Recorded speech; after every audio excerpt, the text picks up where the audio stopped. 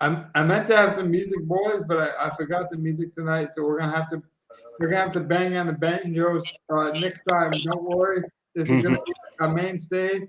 We are going to talk a lot of DFS in the coming weeks, and specifically something new, just like this podcast, is the US. I can't even say it. It's so goddamn new. It's the USFL. And there's nobody talking about DFS right now for this sport. And I think there's a lot of memes and jokes. And 12, that might be your generation's like new favorite thing to do is like to meme everything and to like turn it into an immediate sensation. But I think, I don't know, it's almost like the Will Smith thing or the pop culture thing to do. It's like sometimes you want to lean into the joke. You know, when people are making fun of you, lean into the joke, and I think they've done a really good job of that. They're not trying to be the NFL. They're not trying to be buttoned up Roger Goodell wearing the suit. You know, they're not afraid to do a little gimmicky stuff here and there. And even their website and even like the way they conduct themselves is a little bit, I won't say pro wrestling because that's the XFL thing, but it is a bit kind of welcoming of the character, if you will. So do you guys have any initial thoughts on this new summer league? Do you think it's going to work? For one, do you think it's going to work because of gambling, because of DFS, a combination? Are you just excited to see football? Like, give me your initial thoughts. Go ahead, Governor. Okay, well, I honestly think it's going to do fine because the XFL was actually doing quite good a few years ago. Had it not gotten shut down because of the pandemic, they were filling stadiums. They just sort of had the weird after being a wrestling fan, I've watched them. They have a weird model where Vince tries to get everything he can out of it and he overextends. And they needed 9 games out of their 10 of full stadiums to make profit and move on to the next season. And since they could only play 5 games, they had to quit. Well, but they were on pace to be able to pay off, have the season paid for by game 9, and then everything after that and everything they make during the playoffs would have been pure profit. Well, they had that all set, but so I think it's going to be good because you are bringing back a lot of the same teams and fan bases from that. It's not like you're competing against that too. So I think there's a market for it. There's definitely a need for it. It would have helped if baseball had been more suspended, but then again, baseball is baseball. I don't watch it anymore anyway. So, well, I'm glad you brought that up because I do think they're doing something smarter than the other league did. What was that? What was the one that couldn't even pay their players after like 4 weeks because they the AAFL or something like that? Right.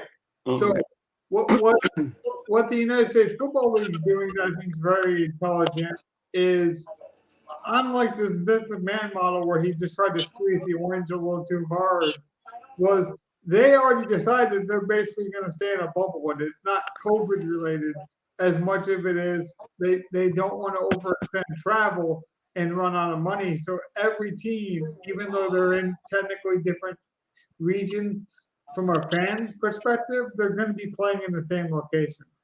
Oh, and I am super happy they're keeping the 3-point rule too. Right. No, I like that a lot. See, they kept enough NFL like traditions that. But then they saw the stuff that worked in the other leagues and they're adapting it. I am liking that. What's the 3-point rule? So now after a touchdown, you can take the 1 point from the kick at the 15. You can try a 2-point play from the 2-yard line, or you can try a 3-point play from the 10-yard line. Oh, that's pretty neat. Which will influence. So many. If you have a decent quarterback wide receiver, you're going to just be doing that 3-point, 10-yard fade route every single time. Which will influence DraftKings. Yes. It will. Oh, yeah. Now, like, screw that. I don't need a kicker. Now my wide receiver gets 3 points plus a catch. Plus 10 yards. Like, are they going to give me the yardage? Because there's a lot of times on 2-point conversions, they don't even give you the 2 yards in the NFL. So I'm wondering if they'll do that and where you don't get the 1 catch for 10 yards plus the 3 points for the conversion. Well, but that'll be something to look at DraftKings. I haven't looked at their rules because they haven't really brought out enough of what they're doing for the USFL. But I assume that they're with this, they'll have it. I'm assuming it'll be sort of the same as the XFL. And in the XFL, you didn't get the yards; you only got the conversion points. Mm-hmm. Well, I want to bring 12 in here in a second. I'll set him up here.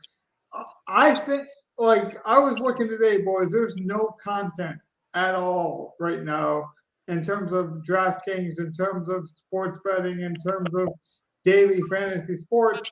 And we already see with these niche sports like showdown slates or golf or NASCAR, or now that they branched off and doing the F1 racing, we already see like people not knowing what they're doing. And now that they have a different level of scoring and conversion rates, I do think there'll be an edge, especially in the first 3 weeks of the season. Could you speak on that, Wolf? Oh my God, the first week of the season is gonna be like the most massive edge all year. Yeah.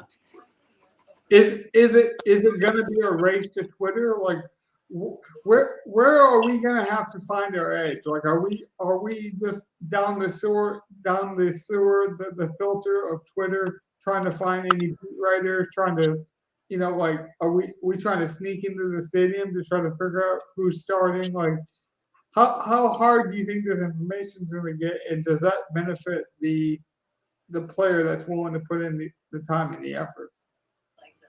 Oh yeah, I just feel like most people aren't going to want to put in the time or the effort. They'll just go to ETR and pay $70 and use their projections. That's probably what most people are going to do. Agreed. They'll find somewhere, and someone will have projections out. Well, yeah. Let's just assume those projections are good, right? And those are the guys we're competing against. There's also going to be the guy that's on the shitter that's like, oh, there's summertime football. And, yeah, dude. Oh, yeah, that Jordan Ta'amu fan who's just going to throw in his lineup. Yeah, the Jordan Ta'amu fan. Yeah. I'm from West Alabama, and my friends and me, we usually go fishing on Saturday. But, hey, there's football on, so let me just put $5 on the line before I throw my fishing line into the water, and maybe I'll get lucky by the time I get back at, 2 o'clock. But a guy like me or Gov or 12, we're going to be sweating. We're going to be in these Discord channels. We're going to be amongst our crew, our family, our community, and we're going to be grinding out. Is it Jordan Ta'amu? Is it this kid from Montana State who none of you've ever heard of? Who people honestly, the one quarterback's name is like Jordan Love, and people honestly thought it was Jordan Love from the Packers. Now, I don't know if that speaks to Jordan Love's inability as an NFL quarterback, but like that tells you the lack of information that we're dealing with here. Yeah. Yeah, Governor, did you see that the tickets are only like $10 a pop for an adult? Yeah. That's like so cool. Yeah, they don't need much. That's why it's probably going to work out better, because they're not needing to pay and do all this stuff. But then I'm kind of wanting to see the quality of everything when it comes to it. What the fuck is this rule? I've kind of been reading the rules of it today, and like 2 forward passes. Kind of not sure about that one. Well, I mean, you talked about it though. It's a baseball mentality. It's like that's what baseball does. They sell their tickets at a lower rate to try to get the kids to enjoy it. To get the afternoon dad and son experience. I think it's very smart to 12's point to put these tickets on a price point where it's obtainable to go and watch it, because that's what you want. You want eyeballs. Yeah, that's the right move. Correct. Yeah. Oh, I should have just played Mario. And I brought this article up. It's not like, but it's not like they don't have major broadcasters. Fox Sports is behind this. They're gonna. Yeah, it is Fox. 90% of the games are on Fox, and then like 15% are on NBC. So they got major networks.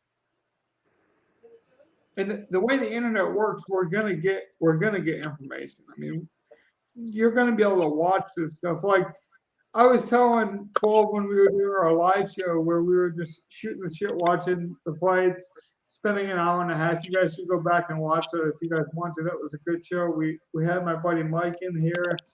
We were just shooting it. But so when we were doing it, we were talking about the importance of just like being visible. And I think with the internet and with social media, like it's not it's not going to be hard to find, or hard to promote. And I think if the product is good enough, people are going to watch it, man. Yeah. Agreed. I think they have all the ability to be. Now, it is going to depend on the talent. We are going to have to see how these guys play. But I got the ticket. Well, I was just going to say, I got it up here now so people can see. I mean, they are doing a really good job on their Twitter promoting their tickets and things like that. But is there any other takeaways you guys want? I was going to break some of this stuff down in terms of coaches, in terms of players, and see what we think. I did hear that Johnny Manziel said he's not joining the NFL for sure. I don't know if that means he's joining the SFL, but we'll see. Do people care at this point? I think Paxton Lynch actually asking out of the Canadian Football League contract to play in the United States Football League is a big deal. Because I think Paxton Lynch could actually put like a developmental he could put developmental tape out there, like a Shea Patterson, the young kid from Michigan a couple years ago, could do the same thing. I don't think there's anything that Johnny could do in the United States Football League that would promote him to an NFL job. Where if Paxton Lynch just comes out and torches this league, he could actually get an NFL job. Yeah, that is true. I don't know if Johnny Manziel would attract the like circus show kind of mentality, but I don't think it would help him project into the NFL. Same with Colin Kaepernick on the same. Like, would it help the United States Football League? Yes. Would it help our Draftkings lineup? Yes. But I don't know if it'd be worth their time because the investment to get onto a practice squad isn't there. Gov, is there any players that aren't in the league right now that you know of that you'd like to see, like a Johnny Manziel, like some of these older guys? I mean, I haven't heard people want guys like Chad Ochocinco, but like, do we really want that, or are we just saying that? Like, I would say that's other people. I'm not so driven by stars that I'm watching it for that. Like, there is not a single specific person that would make me want to watch the USFL more. I'll say I'm not very star driven when it comes to that. I don't watch sports because of specific people. I have my team, and as I watch USFL, I will probably join the fandom of a team, but there's no specific player that I want to see or that's in the league now that I can look at that I'm super like wanting to see. Well, I think that speaks to their long-term viability too, though, is like you want to build your own stars, Agreed. Go ahead. No, I agree with you with that. I'm just saying I agree. I think they should build their own star. Like, they do need to do that to keep the thing up. But as someone who's basically more than half of the reason I watch sports is because of the money I have on it. Otherwise, I would just play video games and watch anime all the time. Well, so I'm not really caring so much about big names unless they're screwing me over in my fantasy lineup. Yeah, to speak to it, though, everyone at first had made fun of the fact that I made reference to it earlier, that they were playing in one location, right? Like, oh, they shouldn't do that. They should try to travel. And we all know the logistical financial reasons why they would do such a thing. But they even got ahead of it and kind of made fun of themselves. And they posted like a picture of a shopping mall and saying like, oh, yeah, this is where we're going to play. Like, they're not afraid to kind of make fun of themselves. And like, they know they're an upstart league. We're like, the new XFL league that might or might not be starting when it starts with The Rock. I think The Rock is actually trying to compete with the NFL, where this United States Football League is kind of trying to be different in a way that's like, hey, we're trying to more compete with college, And people say they're not going to watch it all they want, but people watch 1,000 bowl games from the Little Caesars Bowl to like, mybabysitter.com bowl. So don't tell me you're not going to watch. People watch the MAC Football League. I mean, people are going to watch football if the product is good. And to your point, I would rather watch young and hungry practice squad players over a Johnny Manziel, who already kind of ruined his reputation as a human anyway. So that's just me. Yeah. So is there any other takeaways you want before we list off some of the stuff and see if any of this stuff kind of catches our eye from a DraftKings attraction standpoint? I'm ready. All right, so Birmingham is going to be coached by, I think all this is pretty relevant. I believe this was posted March 15th. So this is pretty relevant information, pretty up to date. Skip Holt, who is going to be coaching Birmingham. You guys, this is put on by Fox Sports again, so they have some major backing here. They have some recognizable names and faces. You guys stop me if you notice any like huge offensive or defensive coordinator prospects that could infect DraftKings, because we saw with the Roughnecks with the XFL in the last couple of years. I mean, we knew they were going to spread it out and they were going to throw a lot, similar to how Mike Leach runs his offenses. So if you guys notice a trend with any of these coaches, let me know. But Kirby Wilson is going to be coaching the Pittsburgh team. Kevin Sullivan is coaching the Gamblers, which probably have the best name, Houston Gamblers.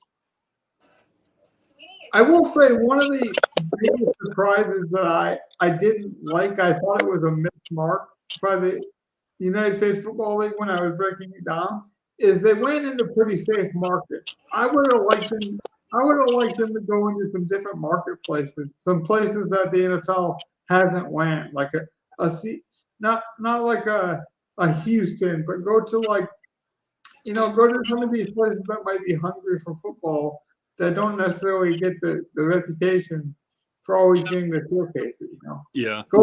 Go back to St. Louis, but they didn't choose to do that. Mike Riley, which I recognize, that's the old Oklahoma State. Is he from Oklahoma? That's what I was kind of thinking too. Yeah, he got famous, remember, because he went on a viral rant where somebody asked him about his player, and they said some really terrible things about his players, and he had that "I'm 40" rant. If you guys remember that, He was like, "Don't go after my amateur, children." Basically, like he played protective dad. He's like, "Don't go after my amateur children. I'm a man. I'm 40. Come after me. I'm the head coach."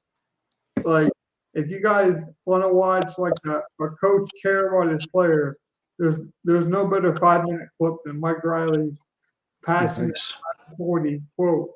You can find it on YouTube. Here's some NFL experience. You got the old OC for the Steelers and Todd Haley coaching the Tampa Bay Bandits. Also a really good name. When was he coaching the Steelers? He was an offensive coordinator, I think, early Ben Roethlisberger years. Oh, okay. If that's not, I think him and Ben had a good relationship. So I would imagine Todd Haley's offense is going to be pretty good over in Tampa. So yeah. So sorry, my screen kind of went out here, but yeah, that's pretty. Jeff Fisher's also coaching the Michigan Panthers. So there's that. I'll list a ton of the coaches. I might have forgot a couple, but was there any names, anything from that list that you guys saw that stuck out to you? No, I'm surprised there's a decent amount of black coaches. That's pretty interesting, Yeah, I mean, there is something to be said for that, though. Like, we see it a lot of times in films, a lot of the independent type films or films that don't get the major Hollywood attention, they kind of go that more artsy, independent route, and then they get attention later. So maybe that's, a lead from the United States Football League that could be interesting. Mm-hmm. Was there any takeaways from a coaching standpoint, Gov, as I went through it, and you might have done your own research a little bit? Any good offensive takes, defensive takes? Any scoring that you would like to see Draftkings implement? Not off the top of my head. I do need to deep dive into this a little more, I'll admit. I have a base knowledge of the rosters, and I've been reading up on the rules mostly to make sure I have the league right. Well, let me tell you how big of a deep dive we have to do. We started this podcast, I don't know, like a month ago. And probably upon the release of this podcast, we should be up in the algorithm for the content when they search us for DraftKings, because nobody else is talking about this right now. Yeah. And I think it's a shame, as our buddy Mike pops in here to chat with us again tonight. I think it's a real shame, because I really think this league, or a league like this, is going to succeed in a generation that will watch anything. Nobody was watching the Oscars last night until Will Smith smacked Chris Rock over the face. All we need is one big highlight 90-yard pass to go viral on Twitter, and it's going to catch everyone's attention. Exactly. Yeah. Yep. Yeah. And I think all these people are not leaning into this new era. They're making a huge mistake. I know Mark Cuban from the NBA was on the Bill Simmons podcast. Uh-huh. And he was saying that if you're not going where the young people are going, you're going in the wrong direction. And so if you want to be like, oh, the NFL shouldn't get in bed with Amazon, or, oh, you shouldn't pay attention to TikTok. All the USFL has to do is lean into some of these new technologies. Like, I think, were we talking about it before the show, or did you mention it live, how the three-point conversion play? I was talking about it on here. Yeah. It's basically like what the XFL had. I like that rule where you get your normal 1 point for the 15-yard field goal if you want to try, or your normal 2-point conversion. But then I like giving the ability to go for 3 from the 10-yard line, get one play. Yeah. It opens things up. Our buddy Mike's talking about it right now. I popped up his comment on it as well. Yeah, what's up, Mike? So, yeah, but anytime you want to pop in here, Mike, too, man, we can say hi for real, man. I know you, brother. I know you're hiding behind a couple rocks, but I appreciate all your comments. But we'll get you on this podcast soon. But I got to talk about some of these players, because I think there's some young players that are really hungry. There's young players in this? I could see Shea Patterson and Paxton Lynch. Oh, Shea Patterson. Basically killing each other to get on the field for the Michigan Panthers, for example. Because especially a guy like Paxton Lynch, if he shows out, man, we see what the NFL will do for quarterbacks. And I'll say I kind of want to see what Shea Patterson does, only because I feel like he's the guy who, if he has a good year, is probably going to have an NFL contract. His offensive line was so good at Michigan, it's retarded. I know. Well, I could see him being more like the Kellen Moore, this like really smart, this really intelligent, like won't make a mistake type of guy. But Paxton Lynch being the exciting guy. So it'll be interesting. But I almost want the guys to be practice squads, like we mentioned before, Not only for our DraftKings lineups to like really dive in and really have to get DGen style, where we have to like follow beat reporters that are in convenience stores in Western Utah, where nobody knows their name. It's not so much that. I want to see the young and hungry guy, man. I want to see the guy that's ready to bleed for his brothers. I think that's why we watch things like that. I think that's why we watch Division II football. We don't we don't want the Hollywood players. We don't want the Deshaun Watson guys who think they can just go out and do whatever they want in their personal life and still get $160 million at the end of the day. Now, you can have your political views on that. What I'm saying, though, is we want that up-and-comer that has to prove something, That's like, you want the kid that's holding the sign that says, "Hi, Mom, I'm here. Look at me. I made it." Like you want that story. And so if they lean into that compelling story, that passion, if that comes out, if that passion bucket is filled, that's the kind of thing you want.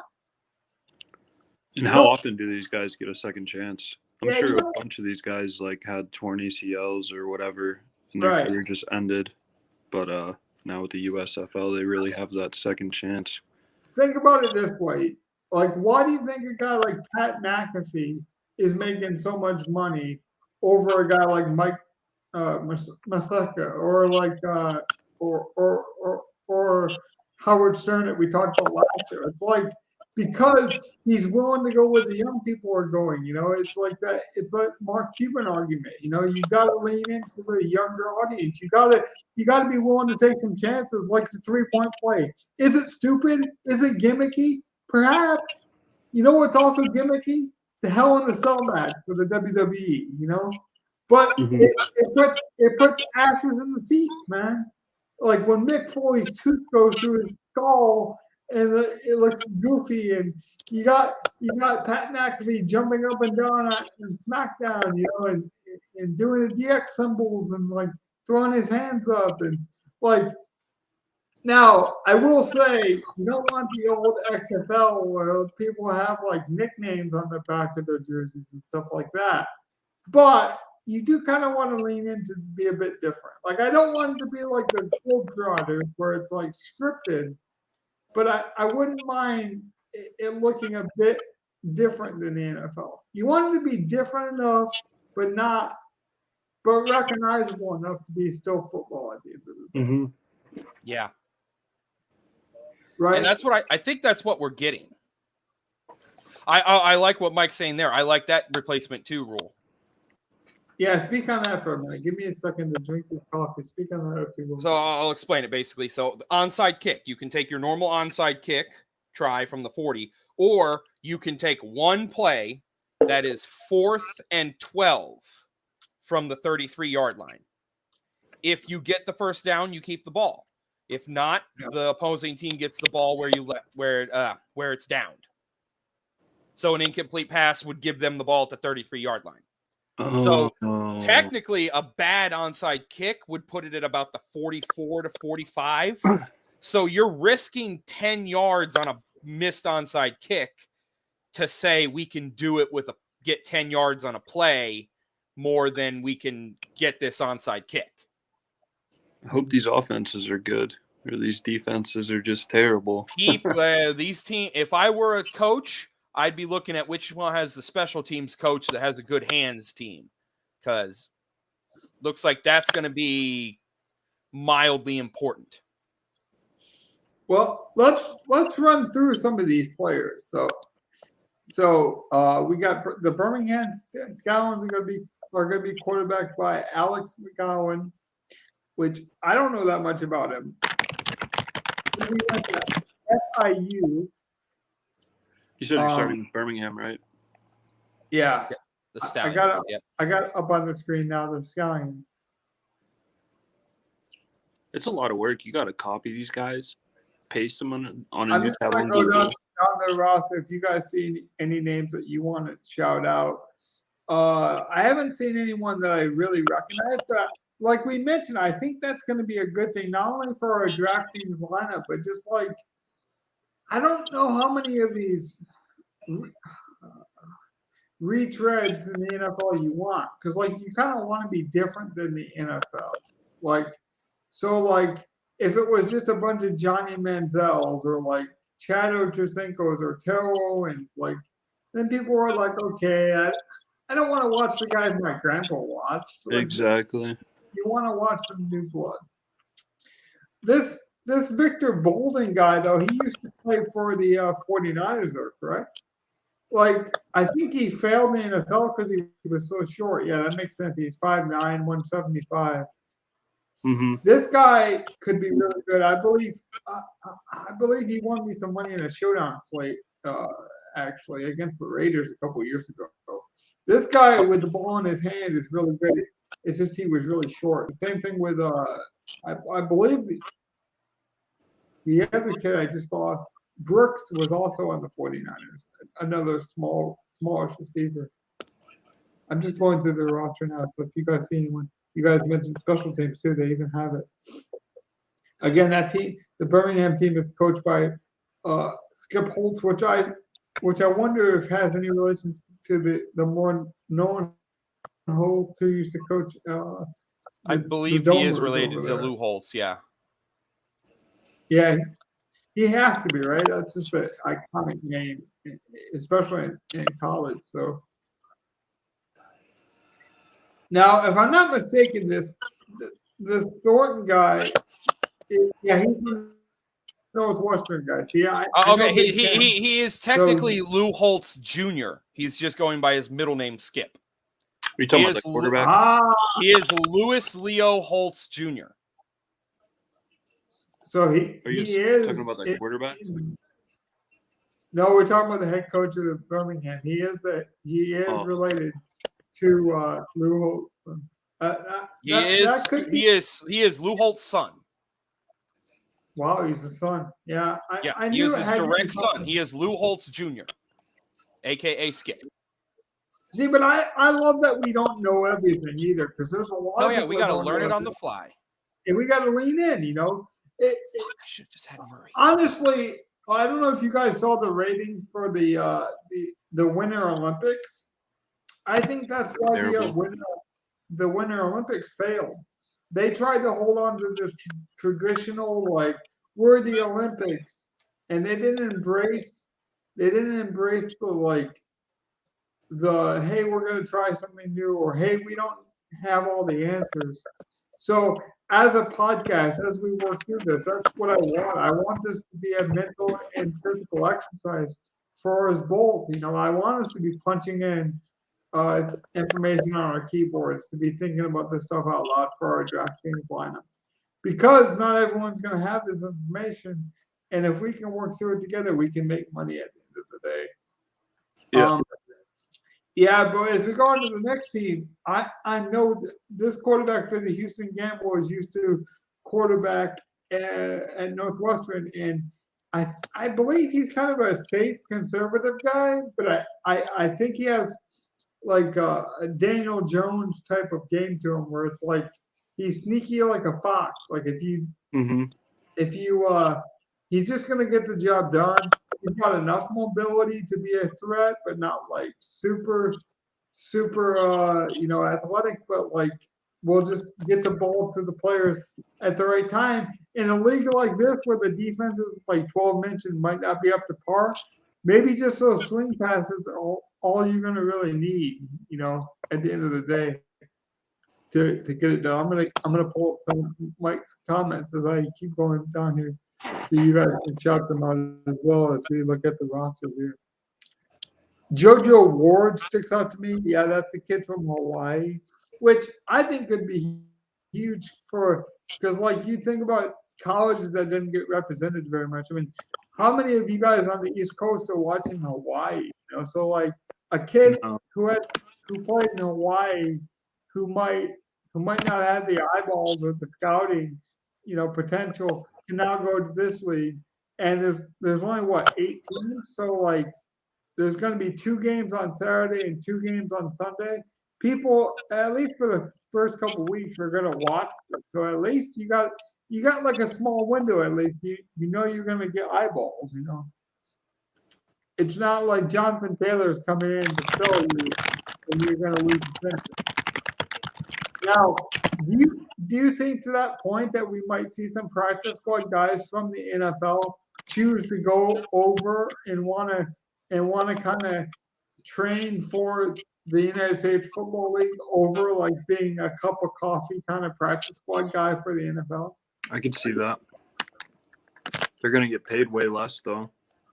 They'll get paid way less, but the exposure exposure will be there. And it's almost like that Pack and Lynch kind of thing where it's like, what would you rather have, the money or the fame or the attention to get? Because like, if you do good in this league and you're actually on the field, it could be huge. I actually recognize the name finally on defense. You got Payne, who I recognize as, I think he was a hard-hitting linebacker out of college, and then Davis, I remember because he was like an athletic big guy. Like I remember him being kind of a fatter guy, but like really kind of quick and agile for his size. Wait, how do you know all these guys? I watch too much football, I guess. I don't know. Yeah, I don't know half of these guys. I don't. But then again, I don't really watch college. I don't know if I half watched any kind of college. I probably would have heard of some of these people. Right. I'm just pointing out names. I do recognize this kicker. I believe he kicked for the Saints. But see, I ran a Madden league for a while, so like you end up noticing some of this. I see that. See, but I don't want to just break down the quarterbacks, or like you guys can go through the rosters, because like I guess that's where we want to be different as a podcast, right? Because like everyone and their mom in 2 weeks from now is going to break down the quarterbacks, right? You're going to see your pundits. Oh, this quarterback threw for this many yards, or this, but.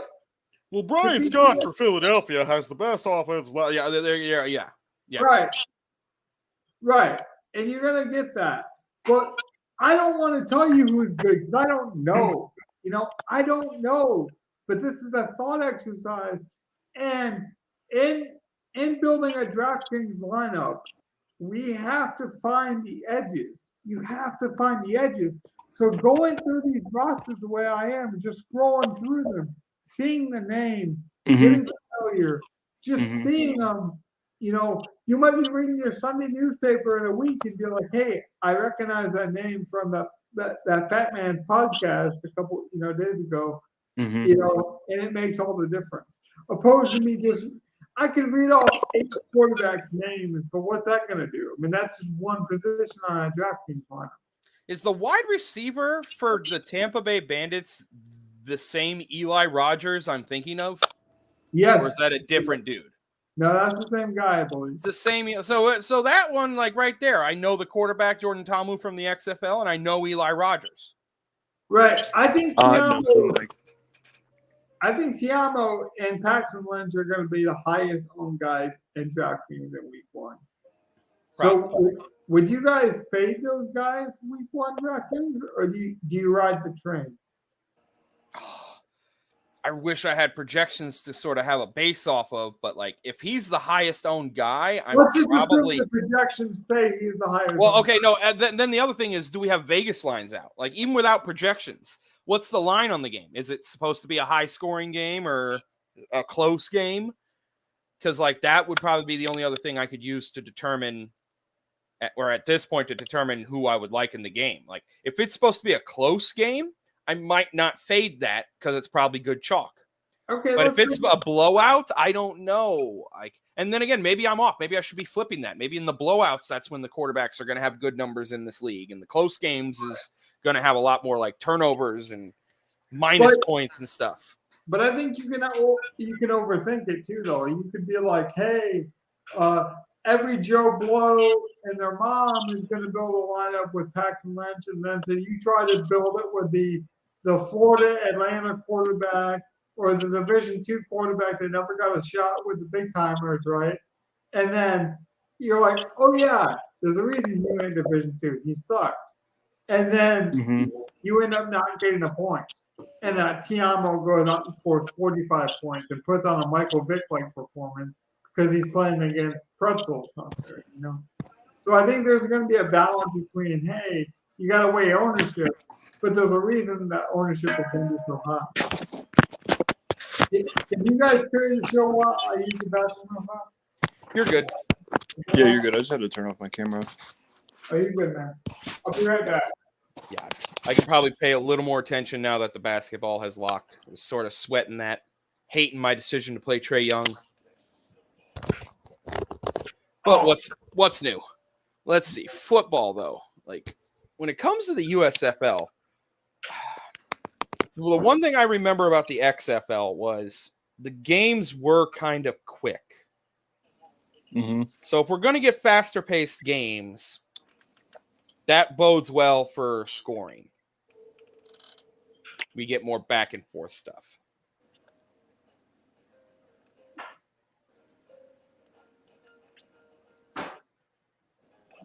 But I don't like... my biggest hope is that this does well and becomes sort of like a mini fodder league. Guys who would normally be like Division II football players who maybe they get drafted. Give them another year or two to develop, and maybe you can get some solid NFL players out of them. Yeah, right. You never know. I'm sure a lot of 1 out of 100 guys is probably going to make it to the NFL. Yeah. Like, hell, even the XFL. Just look at that last year. How many guys from the XFL were in the NFL this year? I can think of it like you had the tight end on the Chargers. There was at least 2 or 3. Yeah. Walker was the quarterback for Carolina. Like, a few guys got a shot. Yeah, a few guys got a shot. So it's like, that's all I hope that happens with this league. Let it be exciting. Let it be profitable for everyone who's in it. And let's put out a decent product.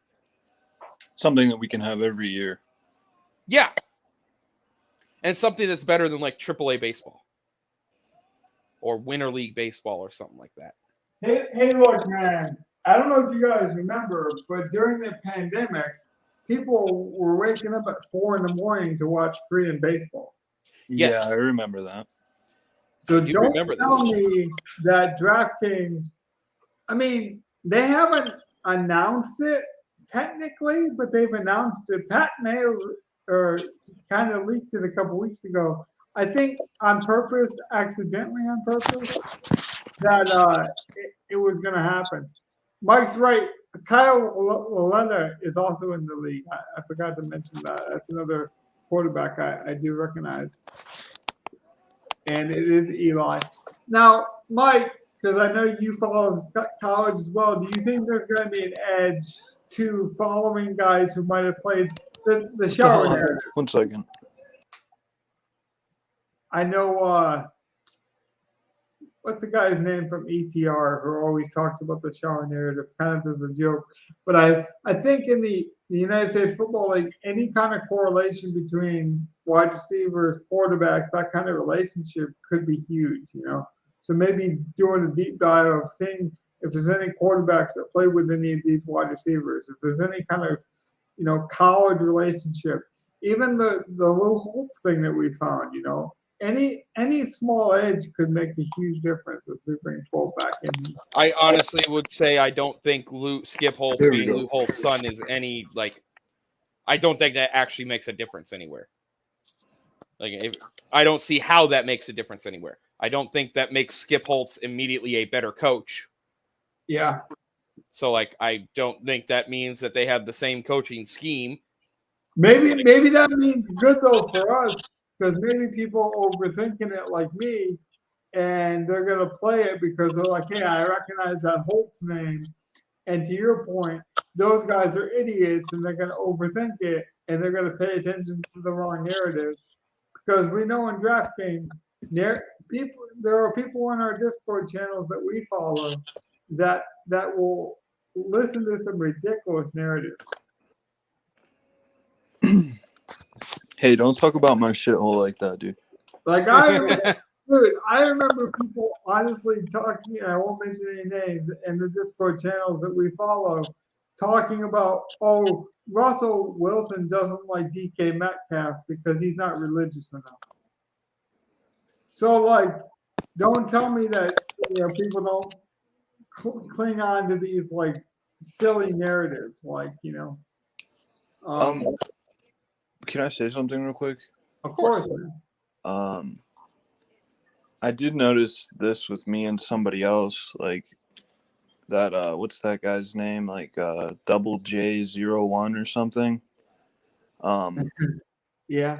he mentioned how he likes, I think it's Michigan, because they had like a fourth string Denver QB, and he'll probably watch their games just because of that. And like, I'm the same way with like, there's 2 players in the SFL that I like that I watched in college, and I'm going to watch both those teams. They're on different teams. So I'm going to be watching for sure 2 different games every time they play, you know? Well, I mean, So- think about it though. People are going to have leans. Like Jeff Fisher is a recognizable name. So, do you think people are going to build the Draftkings lineup because they're like, hey, let me take more Michigan Panthers on my DK lineup because they're coached by Jeff Fisher, and at least I know he knows how to run a professional offense. Yeah, right. Whether that's right or wrong, like these are the kind of edges that we got to kind of dig out because these are kind of the trench warfare kind of differences. Where if you can find that young guy, you know, the beat reporter that's telling you, hey, this guy from Texas Southern who's a quarterback, Toby Johnson, he's actually the best quarterback in this league. And you're like, who the hell is, Johnson? And this guy's like, dude, you know, when I was sipping margaritas and chewing on straw in Southern Texas, I saw this guy playing. He's amazing. Like, the guy that's willing to do that work, that's the guy that's really going to win on DraftKings. And that's also the guy that turns $5 into $100 in these smaller contests, while other big timers, you know, that are maybe building these projections, a Mike Leone, Adam Levitan, are like, you know what? If it's not the $1 million contest, I have no time for it. Whereas what kind of contests are they even going to make? Like just $100K? But that's what I'm saying. Who cares? Like if you can turn $5 into 20 and then 20 into 40 and then keep multiplying it, it's not like any of us here are rich to begin with, right? So yeah, if we can dig out the edges, I mean, even if you want to just say, "Oh, I'm gonna make money on the United States Football League to spend it in the NFL when the prize pools are bigger," okay, that's smart. That's a good marketing tool. But at least use your leverage, your advantage. Maybe if you are an Al Zeidenfeld or a Levitan or Evan Silva, it isn't worth your time. But I think all the people in this podcast, including Mike, would tell you that we would take an extra $20 on a Saturday night to shoot the shit, to play billiards with the boys. I know Mike's a big poker guy. Don't tell me a couple $100, Mike, wouldn't help you. Shoot the shit with your friends on a Saturday night. I think there is a real edge to that. I think there's a real kinship to grinding out these kind of niche sports. And I'll be honest with you, I'd rather play a summertime football league than bet on NASCAR. Because at least I know what football is supposed to look like.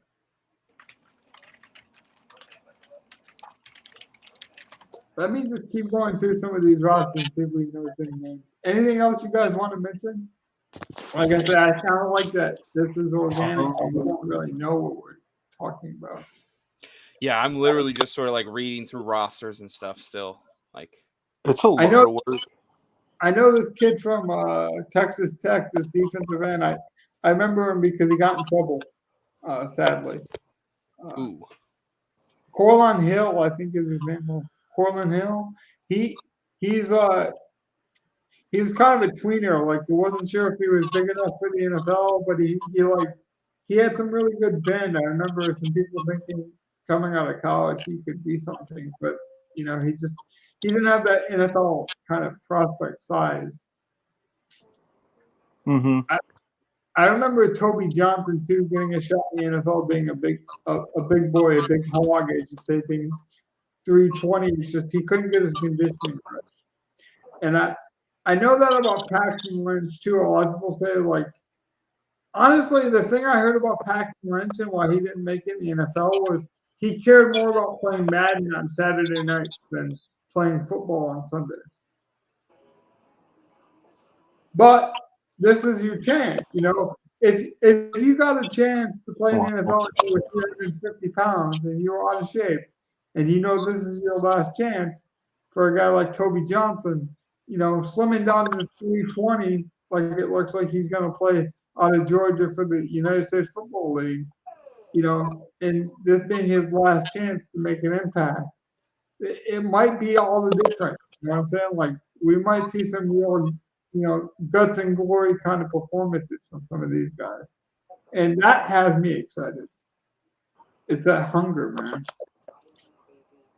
Oh, yeah, I wanted to mention this guy because this is the guy you were talking about, the guy from Denver, Kyle Slaughter, who also, by the way, just played in the NFL. I think he is the quarterback that has the most NFL profile in terms of recency because he was signed as an emergency quarterback when Kirk Cousins got the coronavirus.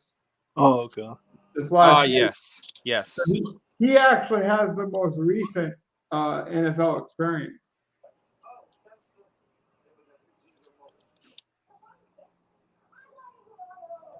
But you guys mentioned it might be the small edges. It might just be finding that D2, guard that played that's a really good run blocker, Or maybe your cousin knows a guy who knows a guy, and all of a sudden, like I say, you know the quarterback from Southern Texas or something. Like those are going to be the small edges that make a difference in your drafting plan. Because it's going to be finding that tight end that's 3K. It's going to be finding that wide receiver that can take it 90 yards, on one play, a screen play. It's not going to be finding the quarterback. Everyone's going to know a Paxton Lynch, a Kyle Aletta, even by the time we build it, people are going to break down the sexy position,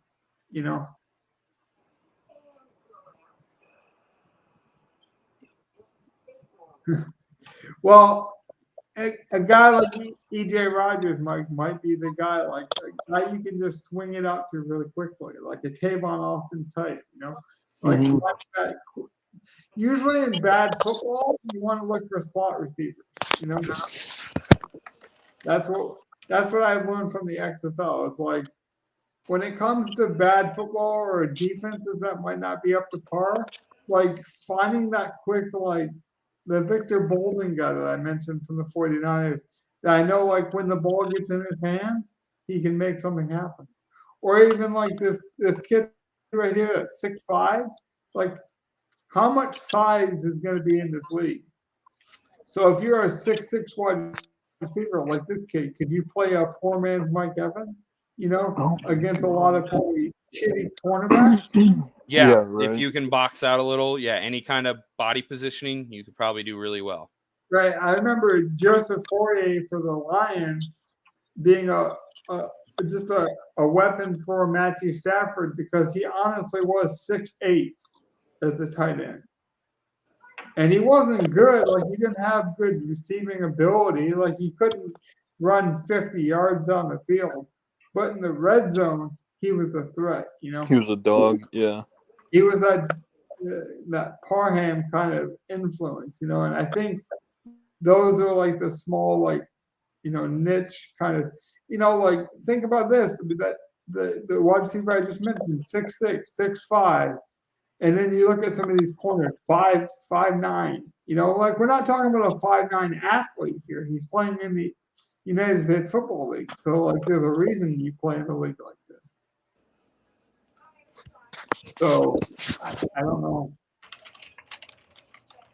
I'm not noticing a whole lot of these names now. I'm doing this live, and when I actually break this down closer to the season, and we will do this.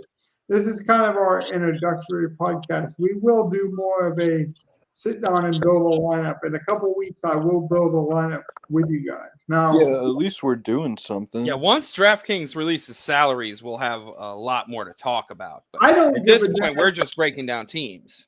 Yeah, but I don't give a damn, guys. I'll be honest. I am gonna have to leave you guys. My brother is calling me right now. So. Oh, you good, man? Right. We're gonna wrap up soon, anyways. Yeah, I'm about ready to wrap up in a couple minutes. Yep. So Well, I gotta head out. Man. So thank you guys. I'll be ready to talk this some more later. All right, man. Wait, Gov, man. I got news, buddy. I don't know if you see, but Jonathan Franklin, I think that's the former quarterback, is going to be playing wide receiver in this league. If you guys remember, I think this is the former quarterback who tried to play quarterback in the NFL, went to running back, then went to corner for the Chicago Bears, and now is going to try to play wide receiver in the United States Football League. So literally played defense, played offense. I believe this is the same kid that was in Last Chance U for any Netflix fans as well in the first season, John Franklin III. I believe this is the kid that went to Florida State, got in trouble, and then went to FAU. And like superior athlete, like the Logan Thomas of this league, probably, where he's played every position you can imagine. We're almost done here, man. As I wrap up, and that's Todd Haley's team as well. So I noticed John Franklin. I know this name. This is the older brother of the Lions safety. Again, size, speed, athleticism. He's 6'4". In a league that probably doesn't have a lot of athletes on defense, being 6'4", over 200 pounds, and I know the safety can run. Like he could be a playmaker. It's finding these small guys. I know John Atkins from Georgia. Again, really good run stopper. Think of Snacks Harrison. Remember Snacks Harrison? That's kind of John Atkins. But besides, Atkins just wasn't motivated. I know Mike and me in 12 we watched UFC, man, and UFC. I think our ability to watch the UFC and appreciate like the prelim cards of the UFC are gonna lend itself well to a league like this. And I'll tell you why, 12, as we wrap up here. Because when you're willing to respect the sport for what it is, right? And you're willing to watch these up and comers and just accept it for what it is. Like, I know some big time Draftkings guys that are making fun of this league. I don't got time to make fun of this league. I got to learn who these players are. I can make 1,000 jokes on Twitter, but what good is that going to do? Right. I can make a joke about, you want to play for a Snickers bar? Like Betty White makes more than, I saw someone say that Betty White makes more money dead than some of these United States football players. It's like, oh my God. Why would you make a joke like that? Like, first of all, it's in bad taste. But secondly, like, these kids are just trying to make a living, man. So would you rather play in the United States Football League where you can get exposure, or would you rather bag groceries? So all these people making jokes about this league and stuff like that, it's like, first of all, me and 12 and even Gov and Mike, you couldn't even play high school football probably at a good level. So why are we spending time making fun of these kids? Just enjoy it for what it is. Is it the NFL? Probably not. Like, how many of these guys will make the NFL? Like 1 in 100, probably. Who cares? We watch the MAC Football League. Let this be something different. You guys love the documentary. It swept the nation, right? With Last Chance U, or the documentary with F1.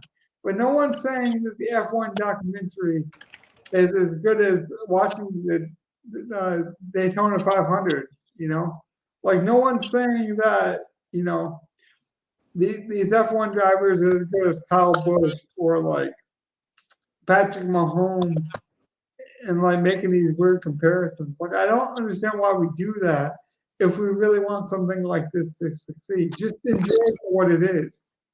Yeah.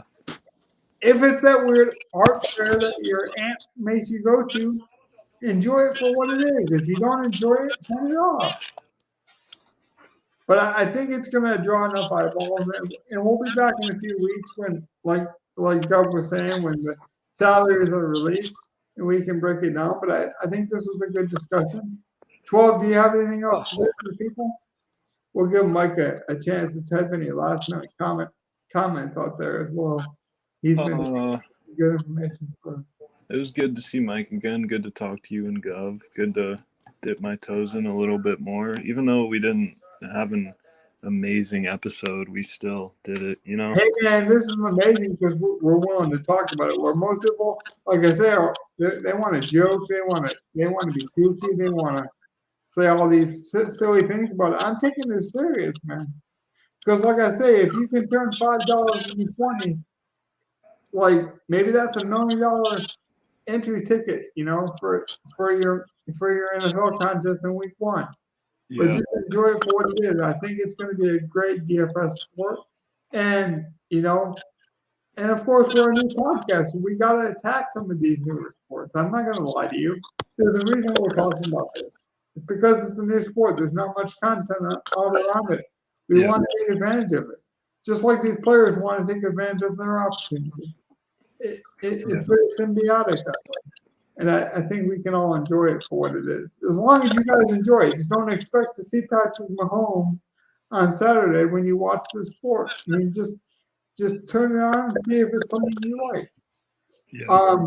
You know, we watch football this will be the last comment I make. But we watch football every Sunday, right? Mhm. And a lot of you guys complain about the referees. What if the skybox referees, and what if they get the calls right? You know, what if we see less flags Oh my God, I'd love that. Yeah. and more fluid football? Like Yeah. it's not just about the physical abilities of the player. If the game flows better, if the referees are better, if the environment is more fun. I mean, look at the prices of NFL tickets. I mean, if me and Mike had a baby. I don't know if that's possible, Mike. I don't want to get in your personal life. But me and Mike had a baby, and we take him to the ball game for the NFL. We're spending thousands of dollars, man. Yeah. Yeah, dude, I got to wrap this up, man. So, yeah, we'll wrap it up. But I think it could be a good experience. Speaking of experiences, we'll be back. 12's got to go. Gov already went. Have a good night. We'll be back. Yep. Everyone have a good night. All right. Take Okay. it easy, guys.